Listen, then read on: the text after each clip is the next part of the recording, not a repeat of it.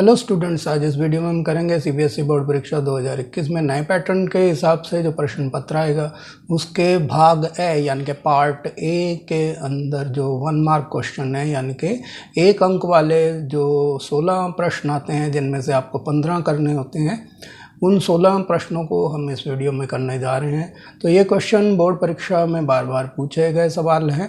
तो अगर आप 90% से अधिक अंक प्राप्त करना चाहते हैं तो मेरी इस पूरी श्रृंखला को जरूर देखें, जिसका ये 13वां भाग आपके सामने है। अगर आपने पहले वाले 12 भाग नहीं देखे हैं तो आप इसके डिस्क्रिप्शन में लिंक पर जाकर उन्हें देख सकते हैं या प्लेलिस्ट से भी इनको देख सकते हैं। तो शुरू करते हैं वीडियो को। तो पहला क्वेश्चन है, फ्रांसीसी सांची स्तूप के पूर्वी तोरण द्वार को फ्रांस ले जाने के लिए क्यों उत्सुक थे, यानी कि why were the French eager to take the eastern archway of Sanchi stupa to France. तो इसका उत्तर बताने के लिए आपको मिल रहा है ये समय।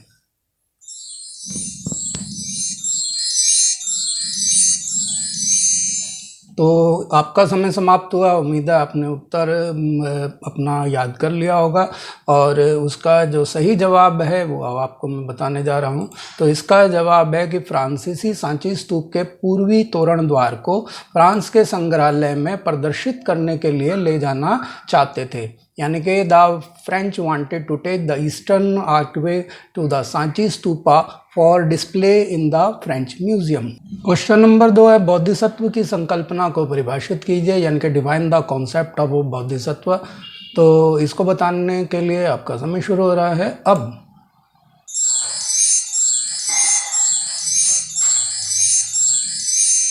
आपका समय समाप्त हुआ। अब इसका आंसर मैं आपको दे रहा हूँ।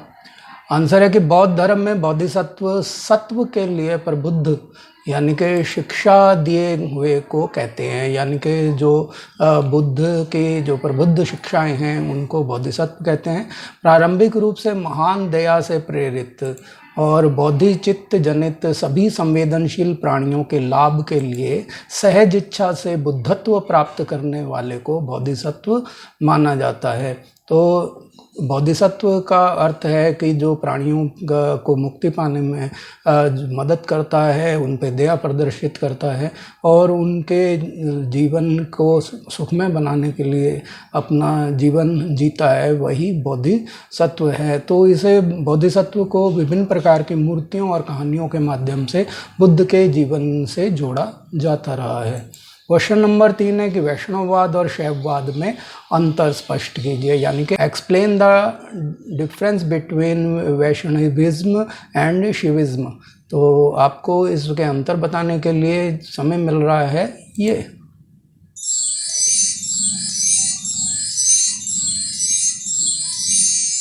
तो इसका जो जवाब है वो है कि वैष्णववाद के अंतर्गत विष्णु और उसके अवतारों की पूजा की जाती थी, जबकि शैववाद में शिवजी की उपासना होती थी, यानी कि Vishnu and his avatars were worshipped under Vaishnavism while Shiva was worshipped in the शिविज्म। Question number 4 है, हड़प्पा के नगरों का सबसे अनूठा पहलू था डैश का विकास, यानी कि the most unique aspect of the cities of Harappa was the development of dash. तो आपको ये बताने के लिए इसका समय शुरू हो रहा है अब।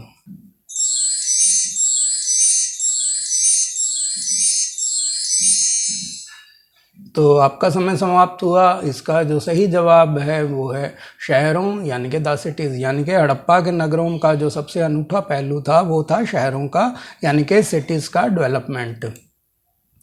क्वेश्चन नंबर 5 है, निम्नलिखित वर्गों में से कौन सा एक 4 वर्गों के ब्राह्मणीय निर्धारण में नहीं आता है, यानी कि which one of the following classes does not fall into the Brahmanical determination of the 4 classes. तो ए है ब्राह्मण, बी है क्षत्रिय, सी है निषाद और डी है वैश्य। तो आपको बताना है कि इन चारों में से कौन सा वो वर्ग है जो ब्राह्मणों द्वारा निर्धारित ब्राह्मणीय जो वर्ग विभाजन था उसमें नहीं आता। तो उसके लिए आपका समय शुरू हो रहा है अब।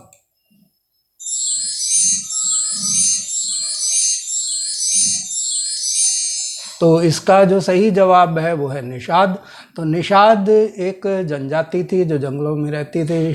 तो ये निषाद जो जाति है ये उनके उसमें वर्गों में 4 वर्गों में नहीं आती थी, बल्कि यहाँ पर जो है एक वर्ग आता था वो था शूद्र, जो सभी 3 वर्गों ब्राह्मण, क्षत्रिय और वैश्यों की सेवा कार्य किया करता था।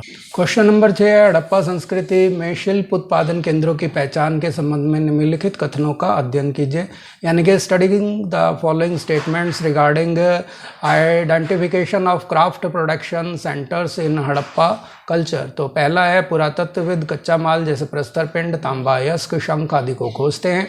यानी कि astrologist search the raw material such as stone, mass, copper ore and shellfish etcetera. Second है, वे मृदा की संरचना का अध्ययन करते हैं, यानी कि they study the structure of the soil.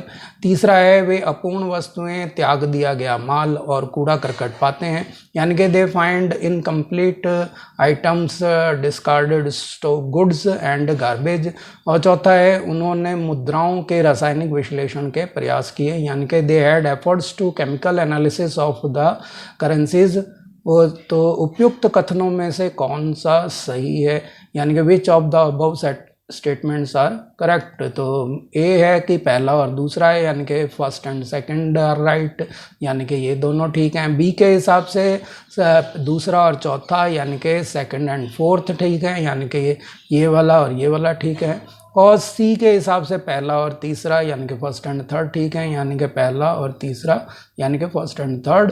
और डी के हिसाब से थर्ड और फोर्थ, यानी कि ये दोनों ठीक हैं, थर्ड एंड फोर्थ ये ठीक हैं। तो आपको बताना है कि कौन सा युग्म इसमें से सही है ABCD में से। तो उसके लिए आपका समय शुरू हो रहा है अब।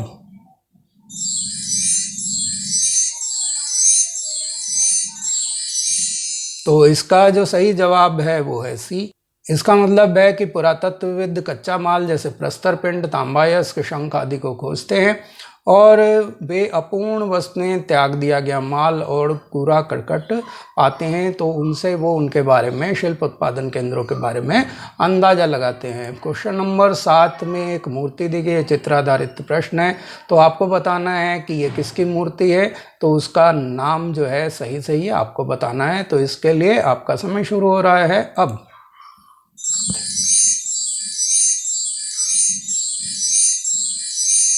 तो आपका समय समाप्त हुआ। तो उम्मीद है आपने इसका उत्तर बता दिया होगा। तो आप कमेंट बॉक्स में इसका उत्तर बताइए।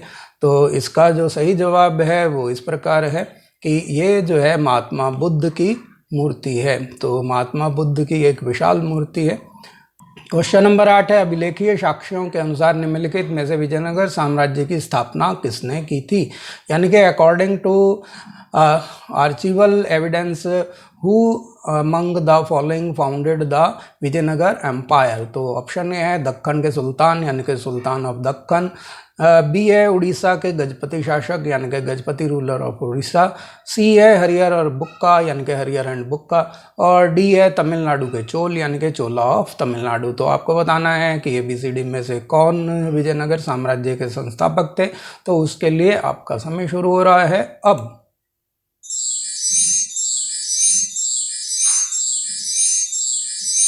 तो इसका जो सही जवाब है वो है सी, हरिहर और बुक्का। तो हरिहर और बुक्का वो 2 भाई थे जिन्होंने विजयनगर साम्राज्य की स्थापना की थी। काफ़ी महत्वपूर्ण प्रश्न है, एग्जाम में बार बार आता रहता है, इसलिए इसको आपको कंठस्थ कर लेना चाहिए। अगला क्वेश्चन है क्वेश्चन नंबर 9, निम्नलिखित कथनों को पढ़िए, यानी कि रीड द फॉलोइंग स्टेटमेंट्स। पहला है कि कृष्णदेवराय के शासन की चारित्रिक विशेषता विस्तार और दृढ़ीकरण थी, यानी कि the characteristics feature of Krishnadevaraya rule was expansion and strengthening. और दूसरा है उनके साम्राज्य में शांति और संपन्नता थी, यानी कि there was peace and prosperity in the empire. तीसरा है कुछ भव्य मंदिरों के निर्माण का श्रेय उसे जाता है, यानी कि he is credited with the construction of some magnificent temples. और चौथा है वह संगम राजवंश से संबंधित था, यानी कि he belong to the Sangam dynasty. तो आपको बताना है कि ये जो चारों कथन हैं इनके आधार पे कौन सा कथन जो है वो सही है। तो इसके में है कि केवल एक यानी कि ओनली वन। बी है कि पहला, दूसरा और तीसरा यानी कि फर्स्ट, सेकंड एंड थर्ड। और सी के हिसाब से दूसरा, तीसरा और चौथा यानी कि सेकंड, थर्ड एंड फोर्थ।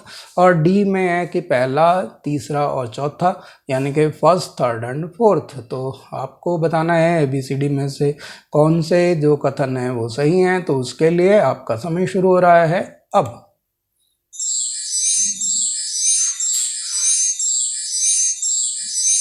तो इसका जो सही जवाब है वो है बी, यानी कि पहला, दूसरा और तीसरा सही है। और चौथा जो है वो गलत है, क्योंकि वह संगम राजवंश से नहीं बल्कि तुलुव राजवंश से संबंधित थे। तो चौथे वाला कथन ठीक है, बाकी के तीनों कथन सही हैं।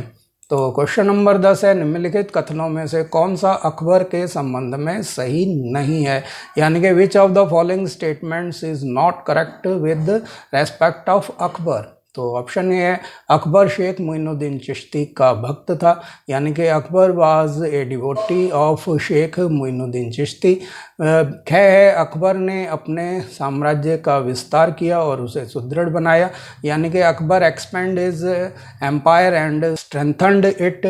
ग है, अपने धार्मिक ज्ञान के लिए उन्होंने इबादत खाना का निर्माण कराया, यानी कि ही बिल्ट द इबादत खाना फॉर हिज रिलीजियस नॉलेज।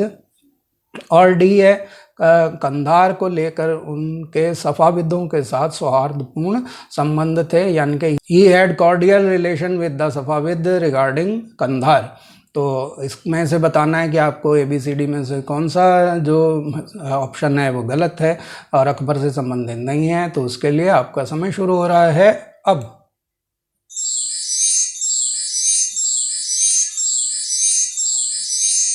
तो इसका जो सही जवाब है वो है घ, कि उनके कंधार को लेकर सफ़ाविदों के साथ सौहार्दपूर्ण संबंध थे। ये गलत है, बल्कि कंधार को लेकर मुग़लों का लगातार संघर्ष जो है सफ़ाविदों के साथ चलता रहा। क्वेश्चन नंबर 11 है, इब्राहिम लोदी की राजधानी का नाम लिखिए जिस पर 1526 में बाबर ने अधिकार कर लिया। Write the name of the capital of Ibrahim Lodi which was occupied by Babur in 1526। तो आपको बताना है कि इब्राहिम लोदी की राजधानी का क्या नाम था जिस पर 1526 में बाबर ने अधिकार कर लिया। तो उसके लिए आपका समय शुरू हो रहा है अब।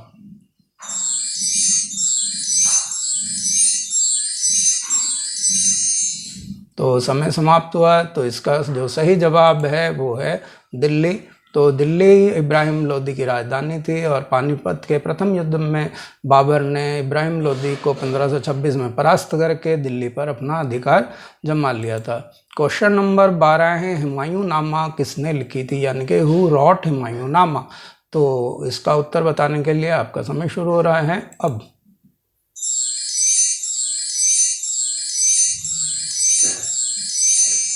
तो आपका समय समाप्त हुआ। उम्मीद है आपने अपना उत्तर कमेंट बॉक्स में लिख दिया होगा।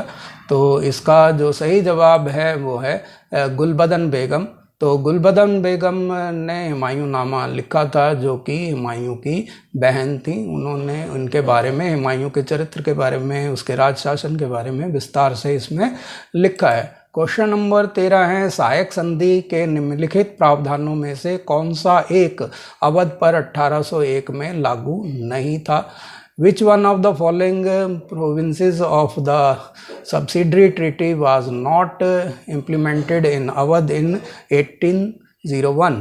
तो क्या है, अंग्रेज अपने सहयोगी पक्ष की आंतरिक और बाहरी चुनौतियों के लिए उत्तरदायी होंगे, यानी कि the British will be responsible for the internal and external challenges of their alliance. है, सहयोगी पक्ष के भू क्षेत्र में ब्रिटिश टुकड़ी तैनात रहेगी, यानी कि the British contingent will remain स्टेशनड in the allied territory. और गए सहयोगी पक्ष को उस ब्रिटिश टुकड़ी के रख रखाव की व्यवस्था करनी होगी, यानी कि the allied party will have to make arrangement for the maintenance of that British contingent, और घ है अंग्रेजों की अनुमति के बिना सहयोगी पक्ष किन्हीं अन्य शासकों के साथ संधि कर सकेगा, यानी कि अलाइंड पार्टीज में enter into A treaty with any other ruler without the permission of the British. तो आपको बताना है कि इन ABCD में से जो 4 जो ऑप्शन हैं इनमें से कौन सा प्रावधान सहायक संधि में 1801 में जो अवध फिल्म साथ हुई थी उसमें लागू नहीं होता है। तो उसके लिए आपका समय शुरू हो रहा है अब।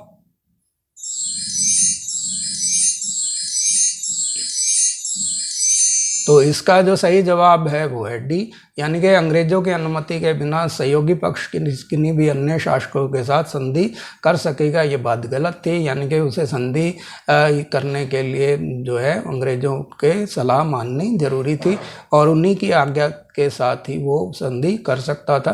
तो इसीलिए ये वाला कथन जो है वो गलत है। क्वेश्चन नंबर 14 है, धार्मिक कारक कहाँ तक 1857 के विद्रोह के लिए उत्तरदायी था, यानी कि to what extent was religious factor responsible for the revolt of 1857।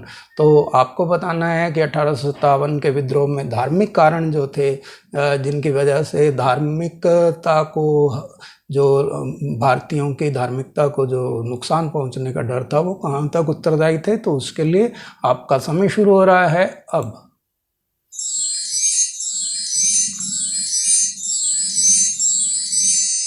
तो आपका समय समाप्त हुआ, तो अब इसका उत्तर मैं आपके सामने पेश कर रहा हूँ।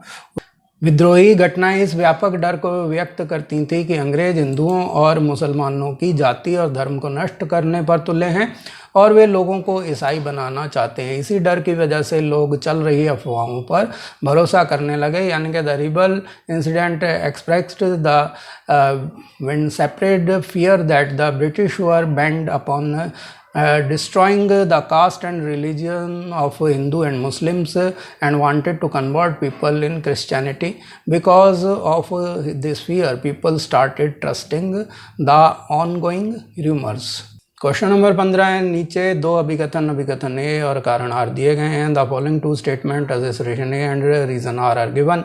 अभिकथन ए है कि कांग्रेस पार्टी ने 2 राष्ट्र सिद्धांत यानी कि भारत और पाकिस्तान 2 अलग देशों में विभाजन जो भारत का होना था अविभाज्य भारत का को कभी स्वीकार नहीं किया था और उसे अपनी इच्छा के विरुद्ध बंटवारे पर मंजूरी देनी पड़ी, यानी कि the Congress party had never accepted the 2 nation principle, he had to approve the partition against his will. और कारण आ रहा है भारत बहुत सारे धर्मों और बहुत सारी जातियों का देश है और उसे ऐसे ही बनाए रखना चाहिए, यानी कि India is a country of many religions and many different caste and it should be maintained as such. उपयुक्त अभिकथन का कारण से ज्ञात कीजिए कि निम्नलिखित में से कौन सा विकल्प सही है, यानी कि with appropriate assertion and reason find out which of the following option is correct. तो ए है कि ए और आर दोनों ठीक हैं और आर ए की ठीक व्याख्या करता है, यानी कि A and R are both correct and R represent A well. B है ए और आर दोनों ठीक हैं परंतु आर उसकी ठीक व्याख्या नहीं करता है, यानी कि A and R are both correct and R not represent A well. C है ए ठीक है परंतु आर गलत है, यानी कि is right but R is wrong. और डी है आर ठीक है परंतु ए नहीं है, यानी कि R is correct but A is not. तो आपको बताना है ABCD में से कौन सा इसका बेहतर आंसर हो सकता है। तो उसके लिए आपका समय शुरू हो रहा है अब।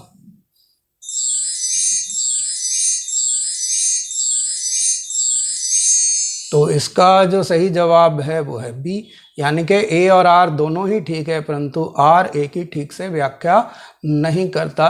तो इसका कारण ये है कि कथन ये तो ठीक है कि कांग्रेस पार्टी 2 राष्ट्र के सिद्धांत को स्वीकार नहीं कर रही थी, सिर्फ मुस्लिम लीग की जिद्द की वजह से उसको 2 राष्ट्र का सिद्धांत मजबूरी में स्वीकार करना पड़ा। लेकिन ये भी ठीक है कि भारत बहुत सारे धर्मों और जातियों का देश है और इसे ऐसे ही बनाए रखना चाहिए था, लेकिन इसका ये सही से स्पष्टीकरण नहीं देता है, क्योंकि बहुत सारे धर्मों के होने और जातियों के होने से 2 राष्ट्र के सिद्धांत के बंटवारे को स्वीकार ना करना उसको सही तरीके से एक्सप्लेन नहीं कर पा रहा है। हालांकि दोनों ही ठीक हैं, ए भी ठीक है और आर भी ठीक है, लेकिन आर जो है वो ए की सही तरीके से व्याख्या नहीं कर पाता है। अब इस वीडियो का लास्ट क्वेश्चन है क्वेश्चन नंबर 16। निम्नलिखित घटनाओं पर विचार कीजिए, कंसीडर द फॉलोइंग इवेंट्स।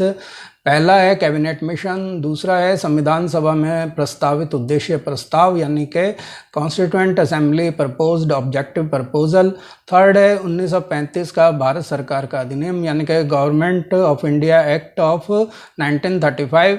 और चौथा है कलकत्ता की बर्बर हिंसा यानी कि बार्बरिक वायलेंस ऑफ कलकत्ता। तो इन घटनाओं का सही कालक्रमानुसार क्या है वो आपको बताना है, यानी कि the correct chronology of these events is. तो ऑप्शन ए है पहला, चौथा, तीसरा और दूसरा यानी कि first, fourth, third and second. B है तीसरा, पहला, चौथा और दूसरा यानी कि third, first, fourth and second. C है पहला, तीसरा, चौथा और दूसरा यानी कि first, third, fourth and second. और डी है second, first, third and fourth.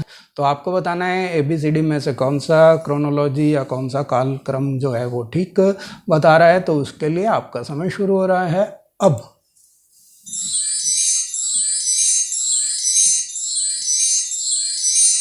तो इसका जो सही जवाब है वो है बी, यानी कि पहले तीसरे वाली घटना हुई कि यानी कि 1935 का भारत सरकार का अधिनियम आया, फिर उसके बाद कैबिनेट मिशन हुआ और फिर जो है कलकत्ता की जो बर्बर हिंसा की घटनाएं हुई और लास्ट में जो है संविधान सभा में प्रस्तावित उद्देश्य प्रस्ताव जो है वो आया था। तो इस तरह से बी जो उत्तर है वो सही जवाब है। इसके साथ ही ये वीडियो समाप्त हुआ। आपने जो अपना कीमती समय दिया उसके लिए धन्यवाद। अपना स्कोर कैलकुलेट करके बताइए कि 15 में से आपको कितने अंक मिले हैं। अगर वीडियो पसंद आए तो लाइक का बटन दबाएं और अगर आप मेरे चैनल पर नए हैं और अभी तक सब्सक्राइब नहीं किया है तो रेड बटन दबा कर उसको सब्सक्राइब कर लें और साथ ही बेल आइकन भी दबा दें और जो हो सके जितना इस वीडियो को शेयर करें ताकि और लोग भी इसका लाभ उठा सकें। धन्यवाद।